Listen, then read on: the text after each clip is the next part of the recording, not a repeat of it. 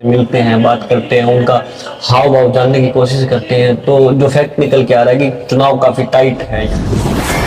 अब पसीने आ रहे हैं भारतीय जनता पार्टी को, जिसके पास 3 लाख का मार्जिन था। ये जो पसीने की बात है, हम इसी पसीने की वजह से तीसरी बार प्रधानमंत्री नरेंद्र मोदी जी बनने जा रहे हैं। हमने बिना शर्त विकास किया। लेकिन जब पब्लिक में जाते हैं तो सिर्फ 2 ही मुद्दे लेके जाते हो कि राम मंदिर और धारा 370, और एक घर नहीं बना पाए। कहते हैं कि ईंटों के घर की बात करते हैं, हम तो दिलों में घर बना। दिलों में घर बनाए तो पब्लिक 26 सालों से इंतजार कर रही थी कि ये दिल के वाले गए कहां थे। सिरसा में भी यही कहा जाता है विपक्ष के ऊपर कि दल बदलू नेता को टिकट थमाया, क्या बात के पास अपना कोई व्यक्ति नहीं था जिस पर भरोसा कर सके। तो ये आपको सामना करना पड़ता है। भारतीय जनता पार्टी, पब्लिक और सिरसा की जनता कतई बेवकूफ नहीं है। नमस्कार, ई समाचार आप देख रहे हैं और मेरे साथ भारतीय जनता पार्टी के सिरसा से जिला अध्यक्ष निताशा सिहाग है और सुबह सुबह का टाइम है और आज पहली चाय जो है हमने जिला अध्यक्ष के साथ ही पी है। और जैसा कि आप सभी जानते हैं कि 25 मई को जो है वो हरियाणा में लोकसभा के चुनाव है। बात करें तो अभी 8 से 9 दिन बचे हैं चुनाव प्रचार के, 8 दिन ही बचे हैं और मोटा मोटा 1 हफ्ता मान के चलें। सिरसा में क्या स्थिति है मौके पर, क्योंकि सबसे पहले भारतीय जनता पार्टी ने प्रत्याशी मैदान में उतारा था, लगभग 2 महीने उनके पास थे प्रचार के लिए। इतना वो कमाल कर पाए, सभी 5 विधानसभाओं में सिरसा की जो है वो रैलियां हो चुकी है, जिसमें 3 बार हरियाणा के सीएम नायब सिंह सैनी पहुंचे हैं और लगभग 5 बार जो है वो पूर्व मुख्यमंत्री मनोहर लाल भी पहुंचे हैं। और ये इंटरव्यू करने का एक वजह और भी है। कल जो माधोसीगाणा में रैली हुई वो ये कहें कि एलनाबाद विधानसभा में हुई और एलनाबाद विधानसभा में व्यक्तिगत तौर पर निताशा सिहाग की अपनी एक पकड़ है। पुराने काफ़ी समय से जो है वो एलनाबाद विधानसभा में निताशा सिहाग काम करती रही है और आज के समय में तो जिला का नेतृत्व कर रही है, तो वो भी अपने आप में बड़ी बात है। लेकिन उस रैली में आपने अगर नोट किया होगा तो एक बड़ा ही सुंदर कहें या फिर किस तरह आप अपने हिसाब से आंकलन कर सकते हैं। जब निताशा सिहाग का स्पीच हुआ और एलनाबाद से जुड़ी हुई कई समस्याओं को लेकर उन्होंने मंच के माध्यम से बात रखी, खासकर सिंचाई के पानी की, शेरा वाली डिस्ट्रीब्यूटरी की बात रखी और उन्होंने अपना जो पूरा भाषण था वो बागड़ी में दिया। बागड़ी जो यहाँ राजस्थान के जो सीमावर्ती इलाकों में बोली जाती है उसमें दिया। और पूर्व मुख्यमंत्री एक तरह से पंजाबी होते हुए भी और हिंदी लगभग वो बोलते हैं, उन्होंने भी उनके साथ ताल में ताल मिलाते हुए बागड़ी में भाषण दिया। कैसे उनको सिखाया गया था, क्या था मतलब, या कैसे होता है ये सब?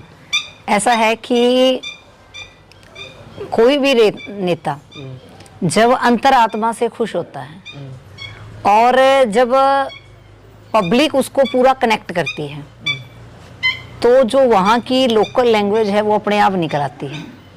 और अटैचमेंट है लोगों के साथ, ये दिल की अटैचमेंट है। और माननीय मनोहर लाल जी की बहुत बड़ी एक खासियत है, वो किसी के साथ भी बहुत जल्दी कनेक्ट कर लेते हैं और ये इसी का नतीजा था कि उन्होंने मात्र कुछ चंद मिनटों में पब्लिक के साथ कनेक्ट करते हुए उनकी भाषा को, जो वो बोल रहे थे, जिनको वो लगातार सुन रहे थे, उस भाषा को उन्होंने कैच करते हुए उनकी अंतरात्मा इतनी खुश थी कि उन्होंने भी अपना उद्बोधन बागड़ी में दिया। पहले कभी उन्होंने बागड़ी में उद्बोधन नहीं दिया? मैंने आज तक कभी बागड़ी में उनको बोलते हुए सुना नहीं है, इतने लंबे कार्यकाल में। उनके साथ मेरा कार्यकाल बहुत लंबा रहा है और आज पहली बार, मैंने कल उनको पहली बार बागड़ी में बोलते हुए देखा और मुझे बहुत अच्छा लगा।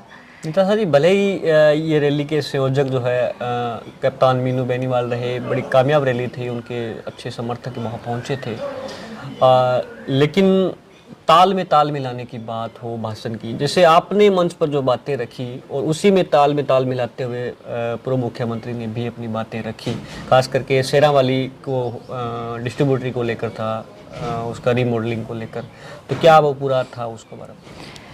माननीय मनोहर लाल जी का हमेशा से मेरे ऊपर बहुत बड़ा आशीर्वाद रहा है। हमेशा मुझे बहुत प्रेम प्यार और हमेशा स्नेह देते हैं। जैसे एक बाप अपनी बेटी को प्यार देता है, ऐसे ही हमेशा उन्होंने मुझे बहुत प्रेम दिया है। और एक छोटी सी कार्यकर्ता से जिला अध्यक्ष का सफर, उसमें तय करने में जो सबसे बड़ा रोल है वो माननीय मनोहर लाल जी का मैं मानती हूँ सबसे बड़ा रोल है। वो कार्यकर्ता को निचले स्तर से लेके ऊपरले स्तर तक लेके जाने का काम करते हैं। और माननीय मनोहर लाल जी ने हमेशा ही, आपने चाहे पिछली बार जब जन आशीर्वाद यात्रा के दौरान आपने देखा होगा कि तब भी उन्होंने बहुत प्रेम और प्यार स्नेह दिया था मुझे, और निरंतर इतना ही प्यार उनका मेरे ऊपर बना हुआ है। और उनके इस प्यार का ही नतीजा है कि इतनी कम उम्र में आज जिलाध्यक्ष भी हूँ, और जिस उम्मीद के साथ उन्होंने मेरे को जिलाध्यक्ष बनाया है उस उम्मीद से, उनके आशीर्वाद से खरी भी उतर रही हूँ, और प्रयास कर रही हूँ कि आने वाले समय में संगठन और मजबूती से हम लोग खड़ा कर पाएं, और हमारी 5 की 5 विधानसभा भी साथ के साथ हम लोग जीत पाएंगे। अक्सर कोई भी पार्टी का हो, हम उनके पास बैठते हैं तो वो कहते हैं कि हम जीत रहे हैं, तो हम उसके हाँ में हाँ मिला देते हैं। लेकिन जब हम पूरा घूमते हैं क्षेत्र में, लोगों से मिलते हैं, बात करते हैं, उनका हाव भाव जानने की कोशिश करते हैं, तो जो फैक्ट निकल के आ रहा है कि चुनाव काफ़ी टाइट है यहाँ कांग्रेस और बीजेपी के बीच में। आपको भी ऐसा लग रहा है? टाइट 2 तरीके से होता है। एक तो जो जनता है, आपने रैलियों में, कार्यक्रमों में, आप जब तक 2 महीने से 2.5 महीने से हमारा इलेक्शन चल रहा है, क्या कांग्रेस का इलेक्शन कितने दिनों का इलेक्शन है? कांग्रेस का यही कोई 20-25 दिन। 20-25 दिन। अगर इतना ही उनको भरोसा था तो उनको कैंडिडेट बहुत पहले उतार देना चाहिए था। भाजपा को जनता पे पूरा भरोसा है, और जनता को भाजपा पे पूरा भरोसा है। और जहां तक सिरसा जिला की मैं बात करूं, सिरसा जिला के अंदर जो बिना खर्ची बिना पर्ची बच्चे, इतने गरीब घरों के बच्चे लगे। मेरे खुद के गांव में 42 बच्चे सरकारी नौकरी में लगे हैं, जो आज तक कभी मतलब ही नहीं था। जो नौकरियां लगते थे वो कड़े वालों के लोग लगते थे, लेकिन आज गरीब परिवार का एक आम मजदूर वर्ग का बेटा आज सरकारी नौकरी के अंदर लग रहा है। ये जो विश्वास है, ये भारतीय जनता के प्रति लोगों का विश्वास है। जो 400 पार, ये भाजपा के लिए जरूरी नहीं है। 400 पार हमारे देश के लिए, जो हम जिस व्यवस्था को हम चाह रहे हैं 2047 तक हमारा भारत विकसित बने, उस विकसित भारत के लिए जरूरी है, और जनता चाहती है कि 400 पार जाए।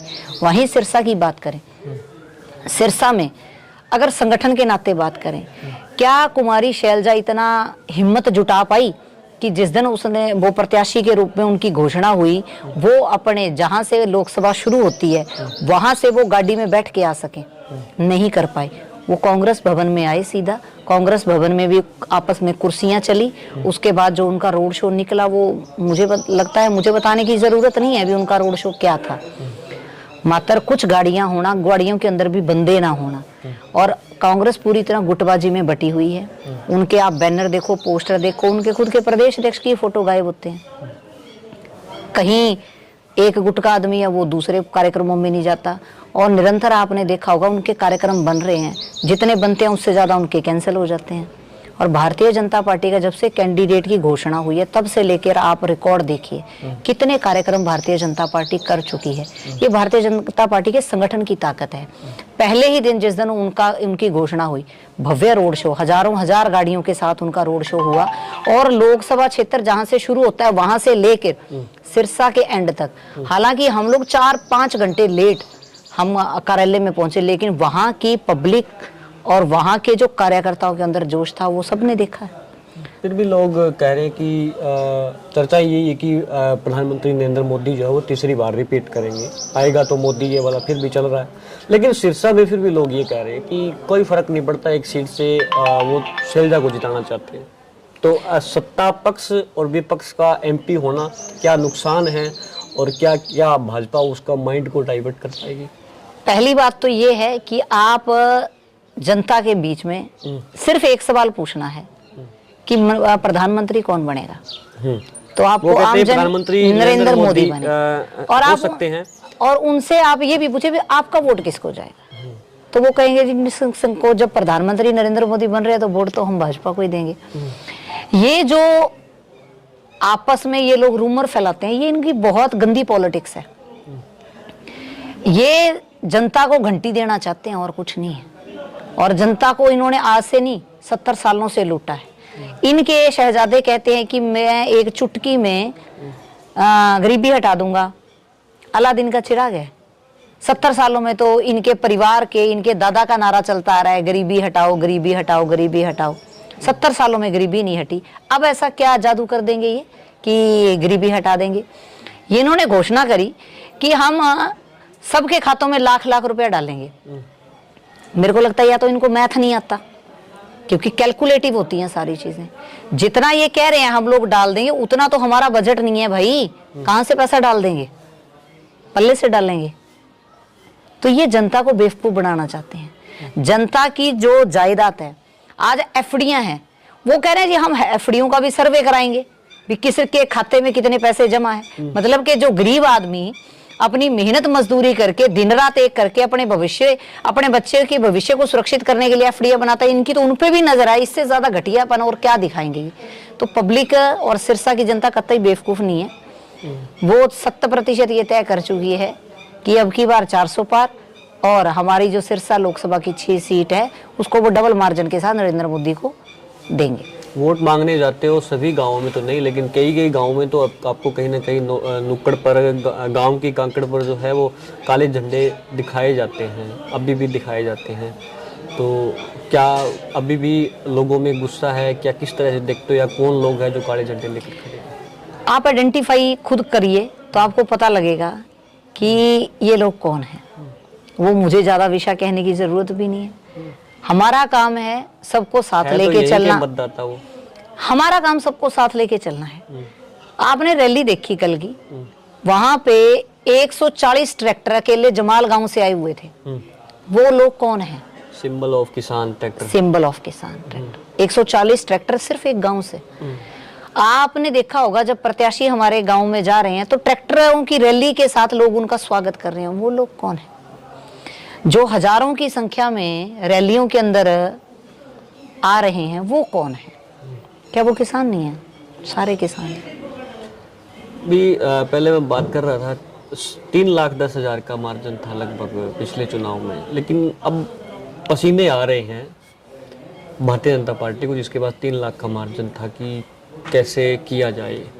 और एक तरह से पूरा का पूरी जिम्मेदारी जो है लोकसभा की वो आपके कंधों पर ज़्यादा दिख रही है इस समय। तो किसे इस अग्नि परीक्षा को पार कर पाएंगे? अग्नि में तप के ही सोना कुंदन बनता है। और ये जो भारतीय जनता पार्टी परीक्षा लेती है वो उसी से लेती है जिसको वो काबिल समझती है। और मैं सौभाग्यशाली हूँ कि मुझे इस काबिल समझा गया कि जब 2-2 इलेक्शन सिर पे थे, एक लोकसभा का और आगे विधानसभा का, तब संगठन ने मुझ जैसी एक आम कार्यकर्ता के ऊपर भरोसा जताया। और मैं 100% जो हमारा परिवार है, भारतीय जनता पार्टी का सिरसा जिला का परिवार है, उनके भरोसे आपको ये कह रही हूँ कि हम इस परीक्षा में 100% 100 में से 100 नंबर लेके पास होंगे। वो क्यों कह रही हूँ?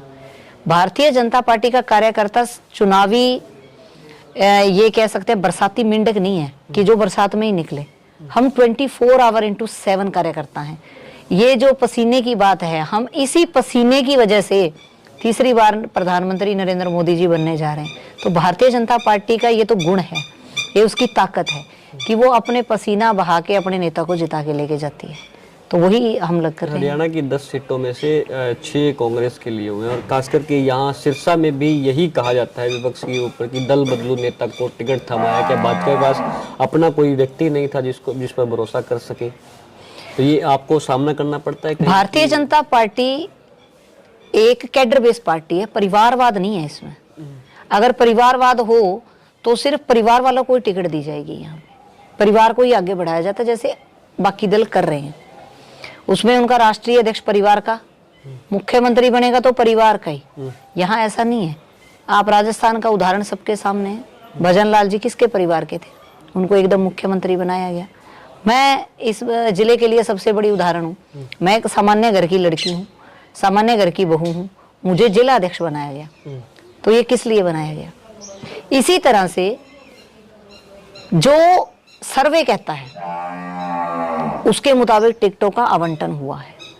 और जहां तक बात है कि उन्होंने पार्टियां बदली, जब वो कांग्रेस में रहे उन्होंने कांग्रेस के लिए क्या नहीं किया, लेकिन कांग्रेस ने उनके साथ क्या किया? कांग्रेस ने उनको दबाने का काम किया, कांग्रेस ने उनको खत्म करने का काम किया। कांग्रेस में जब वो गरीब मजदूर की आवाज उठा रहे थे, उस आवाज को दबा दिया गया, कुचल दिया गया। वो जो पब्लिक के लिए करना चाहते थे उसको वो करने नहीं दे रहे थे, इसलिए उन्होंने वहां से पार्टी को बदला। मैं इस बात की उदाहरण हूं खुद। उस वक्त मैं भाजपा में थी, वो कांग्रेस में थे, और वो उस वक्त के मौके के एमपी थे और बाकी एमपी भी थे। पूरे हरियाणा में मात्र गिनती के स्कूल आने थे, जिसमें से 14 स्कूल जो आरोही मॉडल स्कूल और कस्तूरबा गांधी स्कूल वो अशोक तंवर जी ने सिर्फ सिरसा जिला को दिए।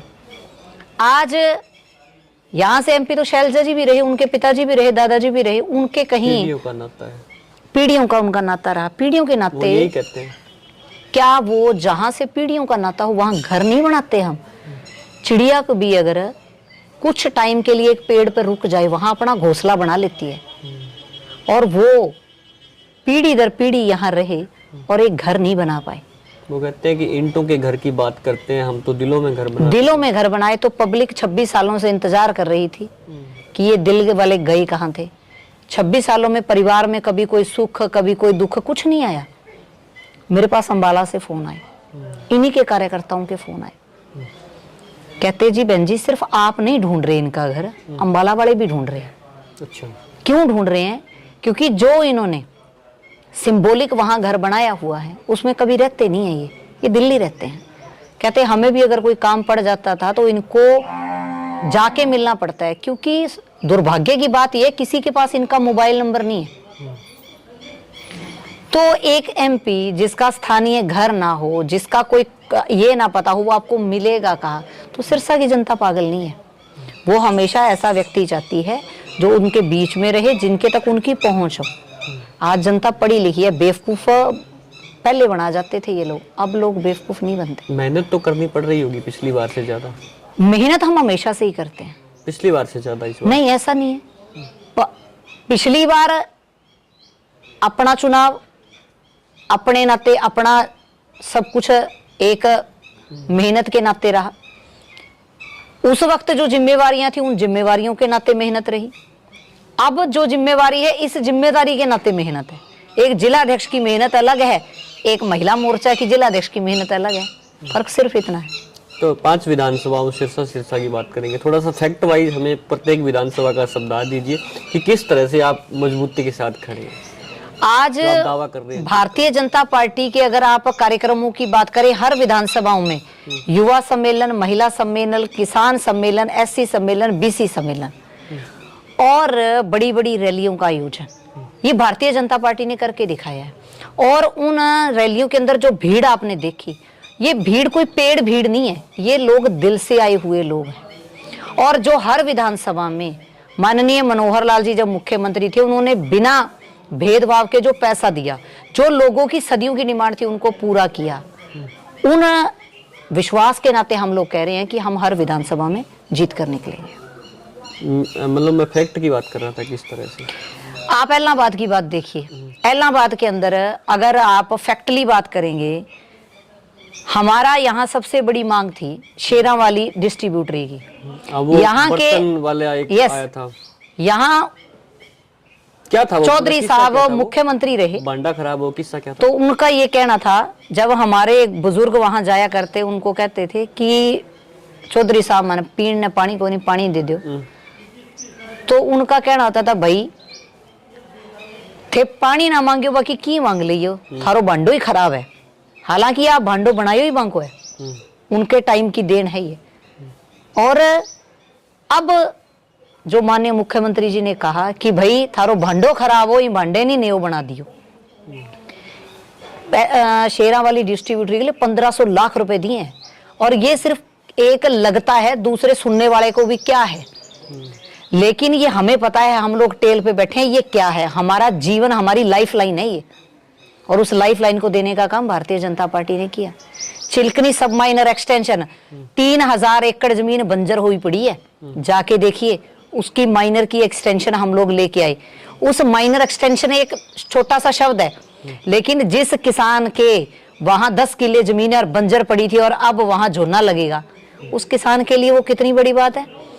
खेड़ी माइनर, गिगोरानी माइनर और हमारी इलाहाबाद डिस्ट्रीब्यूटरी, जिसकी सदियों सदियों से डिमांड है, आपको क्या लगता है कि जिस किसान के खेत में पानी लगेगा वो किसको वोट देगा? इन लोगों ने छोटा सा काम किया, सदियों तक लोगों को टॉर्चर करके वोट लिए हैं। अगर एक छोटा सा काम भी कर दिया, अभी तक टॉर्चर कर रहे हैं। और हमने बिना शर्त विकास किया है। इस विकास की बात करते हैं, इस विकास के नाते हम ये दावा भरते हैं कि हम लोग जीतेंगे। चाहे आज पुल बनाने की बात हो, अंडर ब्रिज बनाने की बात हो, 4 लाइन सड़कें बनाने की बात हो, डिस्ट्रीब्यूटरी एक्सटेंशन की बात हो। और आज के टाइम में अगर आप देखेंगे, सबसे बड़ी डिमांड आती थी जल घर की। जितने जल घर वाटर वर्क्स इस सरकार में आए कभी नहीं आए। रिमॉडलिंग वाटर वर्क्सों की हुई जो लोगों की सदियों की डिमांड थी। और खेतों के अंदर नाले खाड़े ये देने का काम भारतीय जनता पार्टी ने किया है। इस नाते हम लोग कहते हैं, इस विश्वास के साथ हम लोग कहते हैं कि हम लोग जीत रहे हैं। लेकिन जब पब्लिक में जाते हैं तो सिर्फ 2 ही मुद्दे लेके जाते हो कि राम मंदिर और धारा 370। राम मंदिर मुद्दा नहीं है, इसको मुद्दा मत कहिए। ये हमारी आस्था का प्रतीक है, ये हमारी पूर्वजों की आस्था है। हमारे लिए हमारे पूर्वजों ने कितने दुख सहे, कितनी शहीदियां हुई, कितने लोगों ने अपने प्राण दे दिए इस राम मंदिर के लिए। राम हमारी आस्था है, राम कोई मुद्दा नहीं है। और इसी राम मंदिर को बनाने के लिए जब हम लोग कोर्ट में केस लड़ रहे थे, तब यही कांग्रेस थी जब विपक्ष में खड़े होकर उनके नेताओं द्वारा, उनके वकीलों द्वारा ये कहा गया कि राम काल्पनिक थे। पता नहीं राम का अस्तित्व था भी कि नहीं था। आज उनको भी राम याद आ रहा है। वो कह रहे हैं राम आपके अकेले के नहीं है। हमने कब कहा कि राम हमारे अकेले के हैं? हम तो कहते हैं बोलो जय श्री राम, लेकिन उनको बड़ी दिक्कत होती है जय श्री राम बोलने में। और जब राम मंदिर का निर्माण हो रहा था, सभी को न्योते भेजे गए कि आप आइए और अपने देश के भव्य राम मंदिर के निर्माण में अपना सहयोग दीजिए। सबने न्योता ठुकरा दिया कि हम तो नहीं जाएंगे। उसमें कुमारी शैलजा जी भी थी, इन्होंने भी ठुकराया था। तो अब वो क्यों कह रही है राम थे, राम हैं और राम रहेंगे? तब कहाँ थे जब ये कह रहे थे राम तो काल्पनिक है? इसका मतलब नैया पार राम ही लगाते हैं। राम हमारा विश्वास है, हमारा भरोसा है, हमारी संस्कृति है, हमारा गौरव है। 5 बार पूर्व मुख्यमंत्री जी आते हैं, 3 बार नायब सिंह सैनी जी मुख्यमंत्री जी आते हैं। इसको क्या भाजपा की कमजोरी समझे या फिर मजबूती समझे, कि या डरे हुए लग रहे हो कि ज्यादा प्रोग्राम करने पड़ रहे हो? ये भारतीय जनता पार्टी की मजबूती है कि आप निरंतर रैलियां कर पा रहे हैं। कांग्रेस में दम है तो करके दिखाए ना रैली, इनेलो में दम है तो करके दिखाई रैली। हम कब मना करते हैं? ये तो हमारे संगठन की मजबूती है। नहीं तो कौन कहता है कि भाई मैं रैलियां बार बार कर लूंगा? हम तो कहते हैं जब मर्जी रैली दे दो। हमारी जनता जनार्दन तैयार बैठी है, वो तो कह रही है जी बड़ी रैलियां लेके आओ, मोदी जी को लेके आओ, वो तैयार बैठे हैं। ये जनता का आशीर्वाद है, प्रेम है। नहीं तो रोज रोज कौन कैसे भीड़ इकट्ठी कर लेगा कोई? सबके बस की बात नहीं है। ये तो भ्रमित कर रहे हैं। और भी लग रहा है कि शैलजा जी जो है वो शारीरिक रूप से लोकसभा का चुनाव लड़ रहे हैं, लेकिन आत्मा उनकी विधानसभा में अटकी हुई है अभी भी। उनको पूरा भावी सीएम के नारे लगाए, क्योंकि उनको ये लगता है जब भी वो बात करती हैं, इनका मुख्यमंत्री कौन होगा? अरे भाई, चुनाव मुख्यमंत्री का नहीं है, लोकसभा का चुनाव लड़ रही हैं आप। लेकिन उनकी आत्मा वहीं विधानसभा में अटकी हुई है। उन्होंने तो सार्वजनिक रूप से कहा कि भाई मैं तो लड़ना ही नहीं चाहती थी लोकसभा, मेरे को तो धक्के से भेजा गया। जिसको धक्के से भेजा गया वो क्या मतलब बागड़ी में क्या करे, के न्याल करेगा? शिकाई कुत्ती शिकार थोड़ी मारे करे। तो वो बात है कि इनकी आत्मा तो वहीं पड़ी है। चलो अंत में वो मैसेज है जो लोग कहते हैं कि मोदी तो हमें चाहिए लेकिन तंवर को नहीं देंगे, उनको क्या मैसेज आप? मेरा सभी के लिए ये मैसेज है और यही निवेदन है कि हमारा भारत विकसित बन रहा है, विकसित बनने की तरफ अग्रसर हो रहा है। तो आने वाली 25 तारीख को अपना एक एक कीमती वोट नरेंद्र मोदी जी को प्रधानमंत्री बनाने के लिए देना है। और कहीं भी रुकना नहीं है, झुकना नहीं है, डरना नहीं है। जातिवाद, परिवारवाद, समाजवाद सबसे ऊपर उठकर राष्ट्रवाद के लिए वोट करना है और कमल के निशान के लिए वोट करना है। धन्यवाद। तो ये हमारे साथ भारतीय जनता पार्टी सिरसा जिला से जिला अध्यक्ष निताशा सियाग थे, जिनके जिला अध्यक्ष बनने के बाद जो है उन्हें पूरी की पूरी जिम्मेदारी दे दी गई, क्योंकि बहुत कम समय था। और हमने सिरसा जिला के चुनावों के लगभग सभी पहलुओं पर जो है वो चर्चा की। हालांकि बातचीत लंबी रही। वीडियो को अधिक से अधिक शेयर करें। धन्यवाद।